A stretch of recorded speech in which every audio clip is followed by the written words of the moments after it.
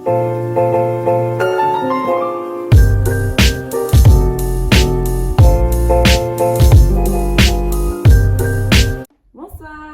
Nous sommes là pour une vidéo de J'ai aimé. Donc là c'est vraiment des gros coups de cœur récents qui sont également des nouveautés pour certaines. Donc mon premier coup de cœur c'est Mon colloque d'enfer de Keiko Iwashita chez Pika. C'est un shoujo. Donc c'est l'histoire de Miko qui vit chez ses parents. Sa grand-mère est vraiment malade, du coup ses parents doivent s'occuper de sa grand-mère et elle va devoir plus vivre chez ses parents.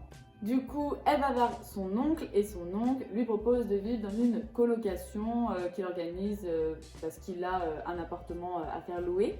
Elle va rejoindre cette colocation, donc il faut savoir qu'elle est lycéenne et là elle est face à de jeunes adultes qui tentent ou qui sont en train de réaliser leurs rêves. Donc voilà, une esthéticienne, un graphiste, etc. etc. Ils sont 6 déjà dans cette colocation, donc elle doit s'ajouter à cette énorme colocation et devenir une colocation de 7 personnes. Et dans cette colocation, il y a Jun Matsunaga qui est vraiment un jeune homme mystérieux. Mais en fait, c'est pas le mystérieux bad boy, pas du tout, hein. C'est vraiment voilà, le jeune graphiste qui est assez rationnel dans sa vie. Donc elle va craquer pour lui. Il a 27 ans, elle en a 17, donc voilà, c'est extrêmement complexe, le préjugé de l'écart d'âge. Et voilà, donc elle est vraiment très timide, elle va devoir se confronter au monde des adultes assez rapidement. C'est vraiment un pur délice, vraiment je m'attendais pas à ça. J'ai beaucoup apprécié Mon colloque d'enfer, au point que du coup j'achète la suite de la collection. C'est en tout 11 tomes. J'ai vraiment aimé parce que c'est un délire à la Friends en fait. Ou Ohamet Your Mother, parce que moi je suis plus team Ohamet Your Mother, désolée. Ça fait un peu sitcom américaine entre guillemets, mais bon, quand même bien plus japonaise, hein, parce qu'on ressent bien aussi le pays japonais. Puis on est dans le point de vue de la fille à 100%, donc ça veut dire qu'on ne sait absolument pas ce que pense l'homme pour qui elle craque. Et du coup, même pour nous, c'est un mystère, quoi. On a envie de comprendre. C'est quand même un personnage assez complexe qui est en face d'elle. Et par contre, ce duo est vraiment unique et très beau. Puis ce qui est marrant aussi, c'est que chaque chapitre, c'est une nouvelle room. Room 1, room 2, enfin voilà, pour vraiment que l'aspect colocation soit au plus expressif possible. Et en plus de ça, vous avez une coloc extrêmement excentrique, hein.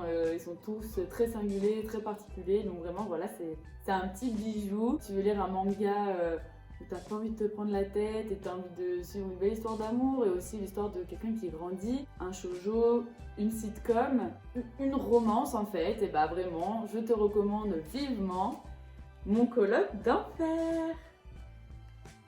Mon deuxième coup de cœur de la semaine est vraiment, elle mérite tellement d'être lue. C'est Zoc de Jade Koho chez Dargo. Donc c'est l'histoire de Zoc qui est une jeune fille qui vit dans un grand village. Elle est complètement paumée en fait, elle ne sait absolument pas quoi faire de sa vie, elle ne sait pas vers quel avenir elle veut aller. Elle n'a pas de passion particulière, mais elle a un don.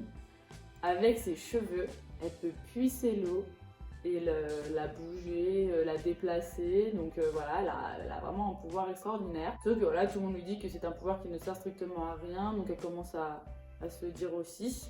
Sauf que dans le village voisin, il va y avoir une vaste inondation, donc elle se dit que grâce à ses cheveux, elle peut retirer toute l'eau et partir loin pour évacuer cette eau.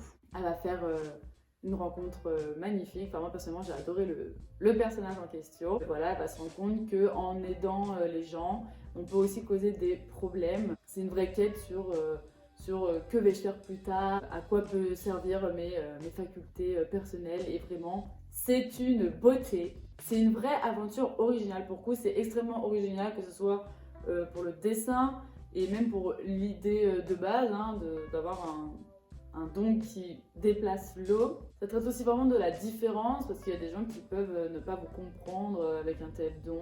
Et on peut vite se sentir seul aussi. Les dessins, je les admire. Soit on aime, soit on n'aime pas. Moi personnellement, j'aime énormément.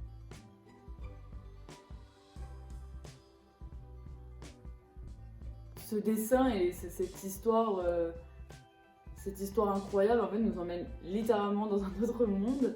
et vraiment je sens que je voyage en fait. Zog me fait voyager, ça me donne envie de prendre un sac à dos et de traverser des endroits que je ne connais pas. Et aussi, voilà, trouver sa place. Trouver sa place, ça peut être compliqué. C'est quand même une vraie quête, une quête qu'on a tous vécu ou qu'on vit ou qu'on va encore vivre. Donc voilà, vraiment, c'est très touchant. Donc si vous voulez une BD d'aventure, une BD extrêmement originale, et voilà, une BD qui vous fait voyager, je vous recommande à 1000% Zog.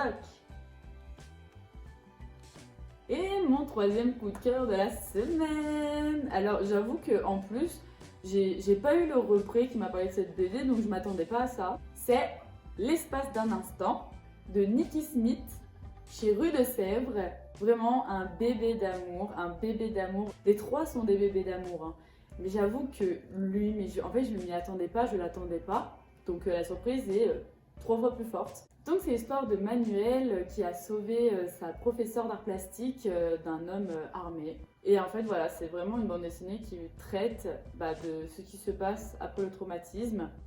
Donc le syndrome post-traumatique. Et en fait voilà, ça va être toute sa reconstruction. Donc ses seuls points d'ancrage possible, c'est de capter les photos avec son appareil photo de son téléphone. Parce que voilà, c'est quelqu'un qui est très isolé, qui va se fermer au monde, hein. Après un tel événement, ça peut être compréhensible, et du coup voilà, les photos qu'il va prendre va le permettre quand même de toujours avoir une ouverture vers l'extérieur. Et en fait, lors d'un projet scolaire, d'un projet à l'école, il va être avec 2 autres camarades, Sébastien et Keisha, qui vont devenir ses amis, et grâce à ces personnes-là, il va vraiment s'ouvrir à nouveau au monde et à la nature. Mais vraiment, la force de cette bande dessinée, c'est que déjà, elle est inspirée de l'enfance de l'autrice. Et puis, elle est très, très, très émouvante. Parce que l'autrice a été à 100% honnête dans cette bande dessinée. Alors oui, elle n'a pas appelé le personnage Jade. Mais voilà, je veux dire, on sent l'honnêteté de l'auteur de manière puissante et ça m'a transcendée. J'ai été complètement accro, j'arrivais pas à m'arrêter. Puis les dessins, ils sont merveilleux.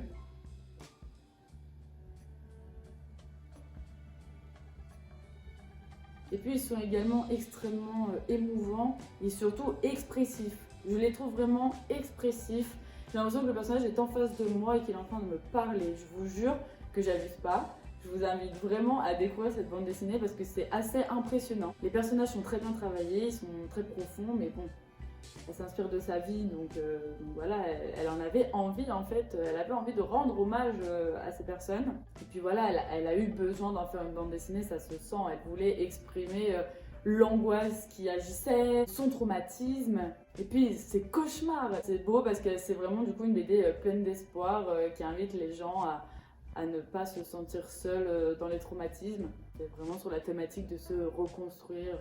Comment se reconstruire après que une personne ou un événement ait créé l'apocalypse chez vous en fait.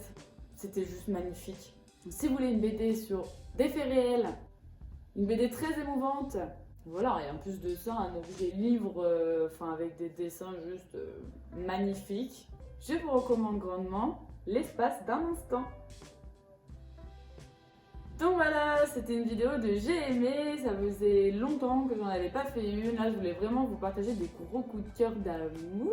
Merci encore de me suivre, de me soutenir à travers la page Indigo. Je vous invite d'ailleurs à mettre un pouce sur cette vidéo et à vous abonner à ma chaîne YouTube, la page Indigo. Je vous invite également à vous abonner à ma page Instagram, la.page.indigo. Donc voilà, je vous dis à bientôt et j'espère vraiment vous faire découvrir plein de BD. Et je vous souhaite que du bonheur et à bientôt. À fouette!